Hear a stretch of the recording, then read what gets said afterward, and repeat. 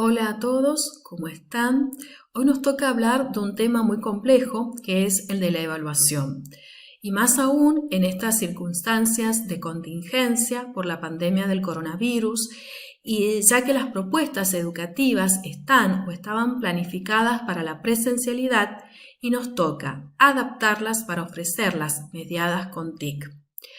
Por esto los invitamos a repasar los diferentes interrogantes relacionados con la evaluación. Algunos de los interrogantes son: ¿cómo debe ser la evaluación? ¿Qué características tiene que tener? ¿Para qué vamos a evaluar? ¿Qué evaluamos? ¿Con qué instrumentos lo vamos a realizar? ¿Quién o quiénes pueden evaluar? Acuérdense que ya hablamos de heteroevaluación, autoevaluación y coevaluación. Y por último, cómo evaluar en una propuesta que está enriquecida con TIC. También debemos retomar la clasificación de evaluación formativa y sumativa. La evaluación formativa es aquella considerada como una instancia que se integra a los demás aspectos del proceso de enseñanza y aprendizaje. Su objetivo principal es adecuar las estrategias pedagógicas en función de los progresos y dificultades mostradas por los estudiantes. En cambio, la evaluación sumativa apunta a identificar cuánto ha aprendido un estudiante en cierto punto de su carrera o del programa de un espacio curricular, con el fin de tomar una decisión: acreditar, certificar o promocionar.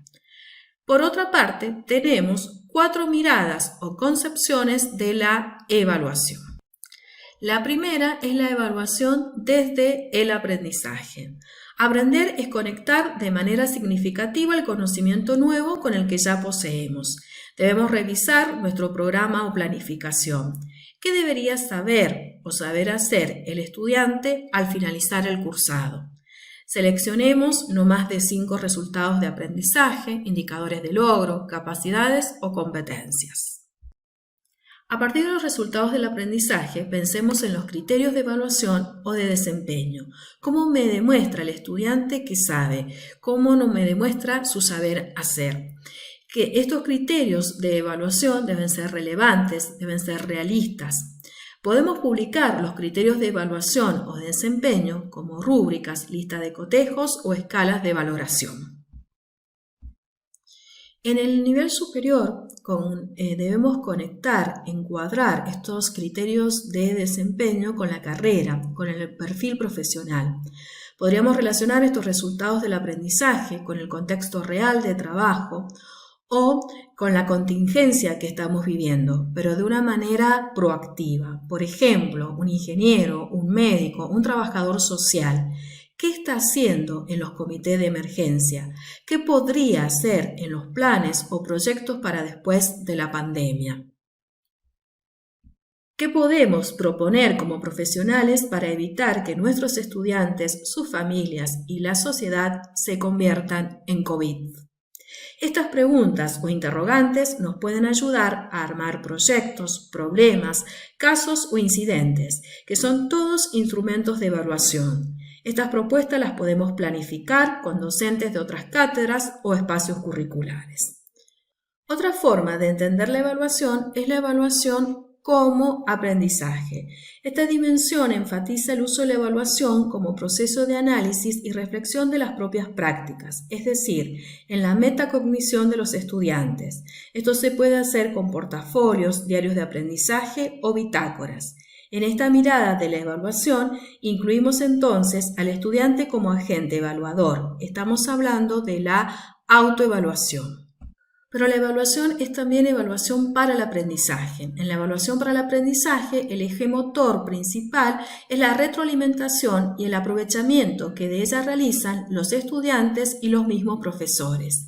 Acá tenemos que establecer cuál es la brecha, la distancia entre lo solicitado y lo entregado. ¿Para qué? Para ver las áreas de oportunidad que necesita mejorar el estudiante. Por último, en la evaluación del aprendizaje, la evaluación nos da como resultado la conformidad de si los estudiantes son o no capaces delante de la sociedad de saber y de ser competentes en un determinado ámbito. ¿Cómo se relacionan estas 4 miradas de la evaluación con la evaluación formativa y sumativa? En primer lugar, porque tenemos que ser coherentes, seguir con la misma metodología o propuesta de actividades planteadas a los estudiantes durante el proceso. Las actividades propuestas y los recursos didácticos ofrecidos durante el proceso deben ser consistentes con lo que se requerirá para resolver con éxito la instancia evaluativa final. Veamos. Entonces, bueno, habíamos hablado en primer lugar de la evaluación desde el aprendizaje. En este caso podríamos estar hablando de un aprendizaje basado en proyectos, en problemas, casos o incidentes. ¿Qué instrumentos podríamos llegar a utilizar? Desde los más básicos, como pedirle a los estudiantes una webcam, una casa de tesoro, hacer unas presentaciones multimedia, ya sean videos, audios. Podemos pedirles que vayan armando estos proyectos a partir de documentos colaborativos.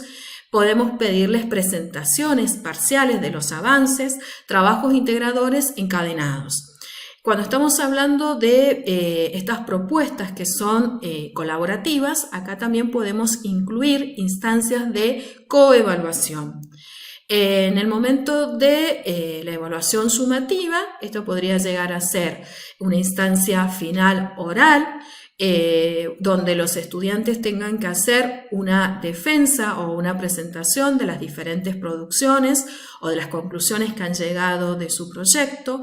Puede ser también, por ejemplo, la representación de un caso.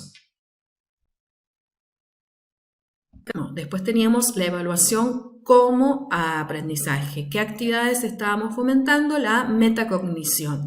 Entonces podemos plantearles a los estudiantes que armen un blog que se constituya en su portafolio, diario de aprendizaje, bitácora, hacer instancias de cuestionarios de corrección automática a modo de autoevaluación. ¿Qué haríamos entonces en la instancia evaluativa final? Por ejemplo, una presentación, una defensa de su portafolio. ¿Por qué eligió esas evidencias? También hacerle preguntas sobre cómo ha sido su proceso de aprendizaje, qué cosas les resultaron más fáciles, más interesantes, etc. La otra manera de entender la evaluación, habíamos dicho que es la evaluación para el aprendizaje, donde estamos centrados en la retroalimentación. Lo importante es que nosotros podamos corregir a los estudiantes, aquellas tareas que nos envían, que realmente no sea solamente una calificación numérica, sino que también les permita revisar, mejorar, completar lo que han presentado. Podemos guiarnos por los informes que nos brindan las plataformas. Por ejemplo, en el caso de Moodle podemos ver cuándo han ingresado, qué materiales han bajado, qué partes han visitado del aula, etc. En una instancia evaluativa final, acá haríamos un examen que se convirtiera en un diálogo, en un preguntar y en un repreguntar. Realmente que se convierta este examen o esta instancia evaluativa en un momento de aprendizaje. Bueno, después tenemos la evaluación del aprendizaje, las pruebas tradicionales, los exámenes parciales, los trabajos prácticos. ¿Qué podemos proponer o utilizar como instrumento? Cuestionarios estructurados, actividades autoevaluables, la presentación de diferentes organizadores gráficos, mapas mentales, infografías, videos interactivos, ¿sí? Donde le vamos colocando ciertas preguntas para ver qué es lo que han entendido, comprendido. ¿Qué podríamos llegar a utilizar en el momento de la instancia de evaluación sumativa?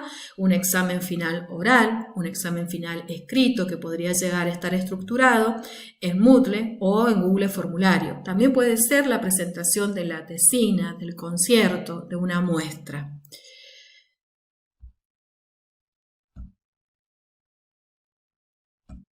En el momento de los exámenes, que pueden ser orales o escritos, nos conviene armar una batería de preguntas y que éstas evalúen distintos niveles cognitivos, es decir, preguntas sencillas, preguntas de comprensión, preguntas genuinas de orden cognitivo superior, es decir, donde los estudiantes tengan que comprender, problematizar, transferir, y también preguntas que apunten a la metacognición, al aprender a aprender.